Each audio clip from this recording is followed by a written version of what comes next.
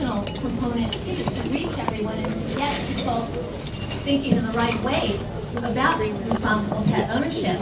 So that led us to the idea we really needed a pet care campus, and the campus would incorporate all those ideas and all those entities and really be a model of how to solve this problem.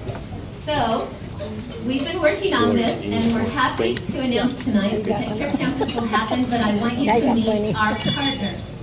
Okay, we couldn't do this without, of course, the animal shelter. So Catherine Lee, Director, come on up.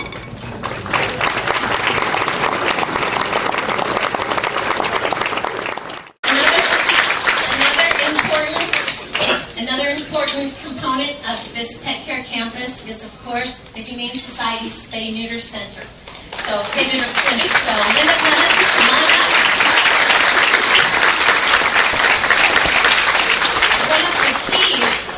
One of the real keys to success is having your city and your county involved and behind you.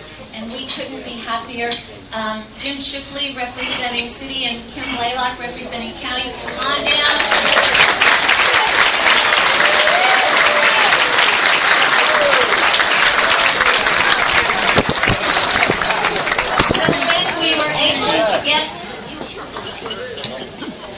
So when we were able to get these components together, we thought, okay, what's left? Education. And what do you know? We've got a major university right under our nose. So we had this great meeting with Dr. Bell and Dr. Bagley, and we are proud to announce that Tennessee Technological University will be our partner in the Pet Care Campus.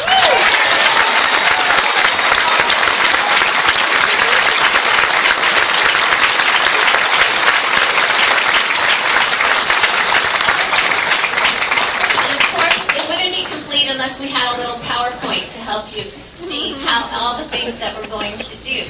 So right now, you can see our partners are listed up there. Friends of Cookeville, Putnam County, that's our animal welfare group.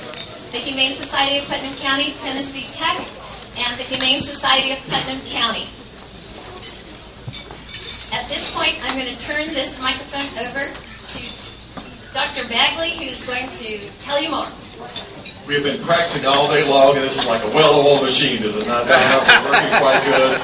It was quite exciting the day that Dr. Bell asked me to come to a meeting at the Chamber 3 or 4 months ago, I guess it was, to look at this event and think about how we might could partner with them. And on campus, it's interesting, we have a pre-vet program that we have about 60 students. The majority of those are the small companion animals. We were lacking a way to train those students about the issues involving companion animals as we have. We also have some coursework that's there on campus where we have things such as animal therapies, where with healing people, the things that animals can do for us from a societal kind of viewpoint, but also in therapeutic kind of values and those kind of things. So when we first started talking about this, Linda, it was quite exciting to think about the possibilities of having this whole system tied together in one point.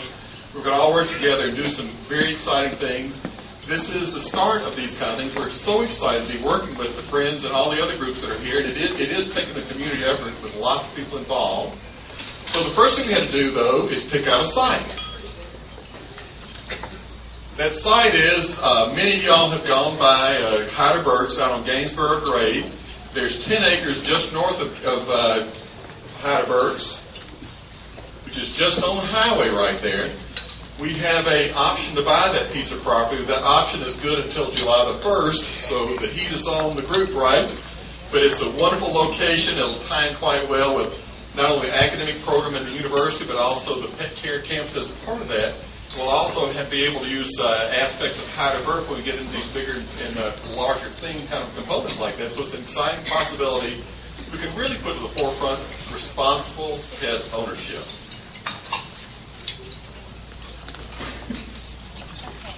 Now, Donna, we're going to unveil the site plan, and Donna will explain it to you. Sure.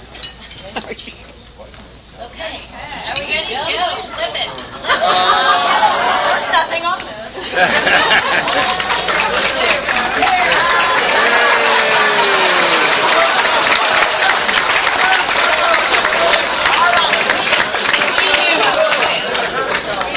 plan.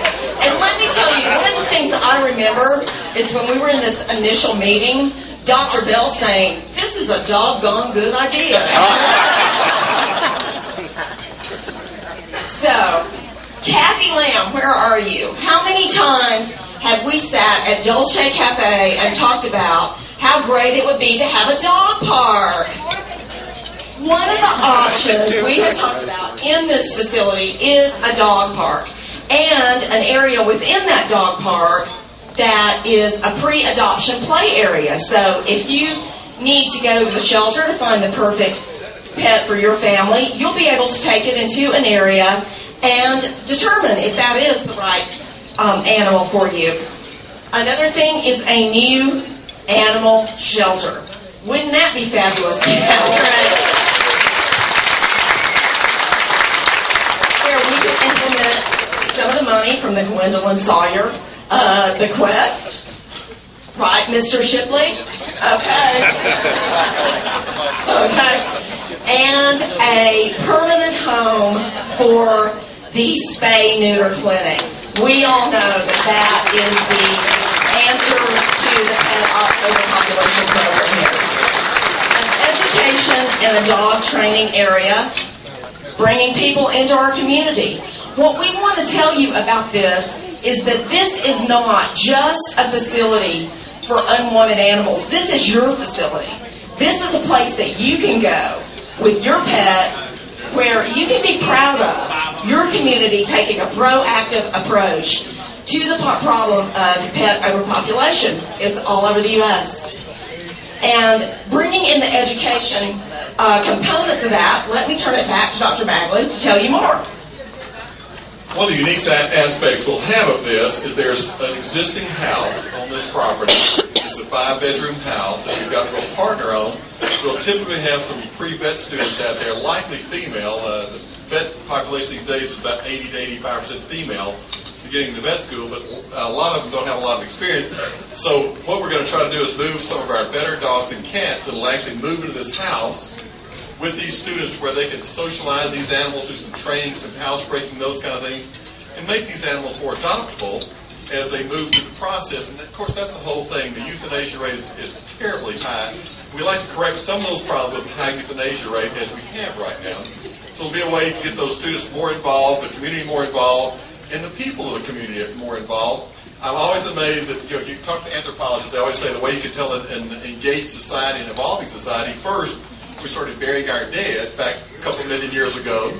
But now we're judged on how well we take care of our animals. This is just another way of an enlightened society moving forward and taking better care of our pets and our companions as we get into this.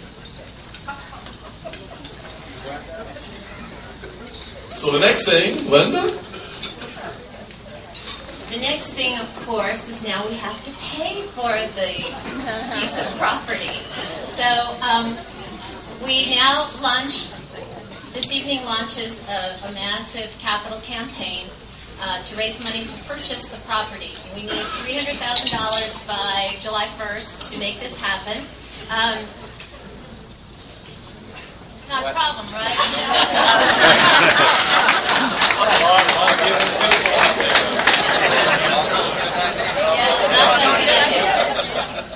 We feel confident that we can do this. Tomorrow morning there'll be a wonderful story about this in the Herald Citizen.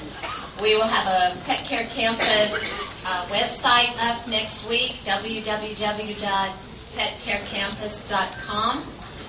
And we would be glad, any of us would be glad to answer any questions you have about supporting this endeavor and what you can do to help. So please let us know. And